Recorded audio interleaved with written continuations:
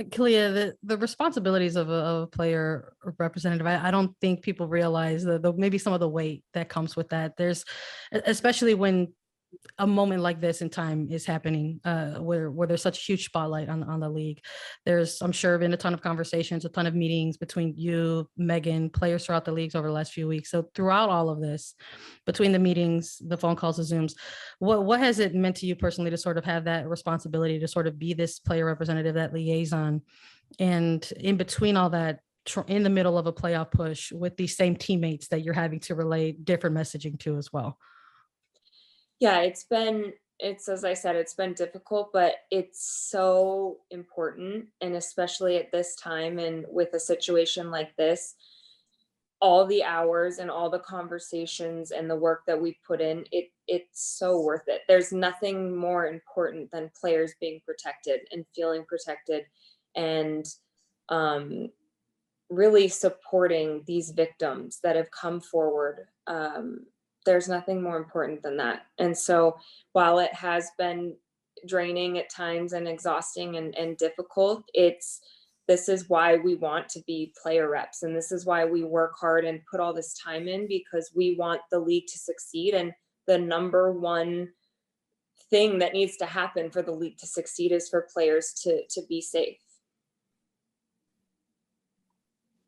Yeah, I'll just add that, I have the distinct privilege of getting to bear witness to these conversations that players are having. And I don't, when the history books are written about this season, the world will never know just how deep those conversations were, how hard they were, but how enormously thoughtful our players approach this conversation. I mean, there have been hours and hours put into this, and this is unpaid work that our players are putting in. They are volunteering to do this because they feel called to do this, and they are putting the league on their shoulders and carrying it forward into the future with the time they put into this. And I just am immensely proud to get to just be part of that, to bear witness to it, and to hopefully play a helpful role in facilitating where we land on our decision-making process. But what I think fans and other people listening should know is that these players, every action we've taken has been driven by players. Everything we've done outwardly as a PA has been the product of a very thoughtful deliberation and a robust process that these players have put an immense amount of time and poured their hearts into. And I'm just enormously grateful to every single one of our player reps and officers who's done the work this season to get us to where we are. And work has been done. There's already been action that we've seen as fans and as players, just outsiders watching this league. Since the news broke, the players have actively been demonstrating, standing together during the matches at the 6-minute mark of the matches. And now it's happening right before a kick. It's a minute of solitude and both teams standing arm in arm at the center circle.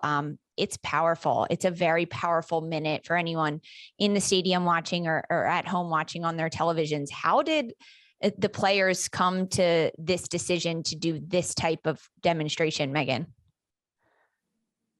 Yeah. So, I mean, look, it was not the first, we didn't start with that idea, it had a lot of different iterations, and I've read that a few players kind of talked about the different other ideas we had. And, part of it is, I think it was the product of starting from a place of being in a lot of pain and carrying a lot of weight, and just recognizing that we can't just, turn around and go back to playing soccer like everything's the same. And I think, one of the things I heard Sinead say that we talk about a lot internally as a PA, I heard her say that she feels like her pain now has a purpose. And, if Sinead can feel that way, that her pain has a purpose, we have no business but to feel at least that, and also the mission to carry that forward and to make a difference. And so we really wanted to think about what could make this new chapter in NWSL feel different than the one before. And it felt important that every idea was heard. It felt like, look, we're each human beings who have our own experiences and backgrounds and ideas, and all of them are valid and important and have been part of the conversation. But we're also a labor union, which means that we're, a mini democracy. And so we take votes, and, majority rules, but we also try for the majority to really hear what the minority might be saying about how, well, can we tweak this idea or change this concept? At one point we talked about stopping the game for the whole 6 minutes. And, the truth is, I think that was too painful to contemplate. That's a long time. And to think that you'd start the game with that heavy 6 minutes and then turn around and try to play, a meaningful game that has playoff implications was too much to bear. I think the majority might've been considering that. And then at one point considered what that might mean for a team that is feeling a different kind of way about it. And we felt like we can't do that to any player in this league. The point is not to, inflict more pain, but to try to show solidarity and provide a place of healing. And so we landed on this idea of the 6th minute because it had some substantive meaning in terms of the 6 years that Mana and Sinead had fought to be heard. And I just also want to point out that, this idea of collective action and speaking out really started with the Black Women's Players Collective during the Challenge Cup last year. So, we don't at all claim to hold the mantle on collective action or solidarity. We were inspired by that, I think, and grew out of that. And so, I think players brought a lot of ideas to the table, but this was the one that I think felt right. It's important for what we land on to feel right. And it couldn't just be this hollow gesture either. It needed to be accompanied with substantive change. We feel very strongly that, words are just words. We need to see action. And so that's why we took that action, but simultaneously issued some demands that are intended to bring about substantive, meaningful change in our league and potentially in our sport. And so that was, intentional and conscious. And our players felt very strongly about it. So I'm immensely proud of what we landed on, but I will say the process of getting there was a very thoughtful and deliberate one. Before we jump into those demands and what the players want from the league, Kealia, you've been in that circle at the 6 minute mark before kick, standing arm in arm with your opponents that you're about to play against or already have faced against. What are you feeling in that moment?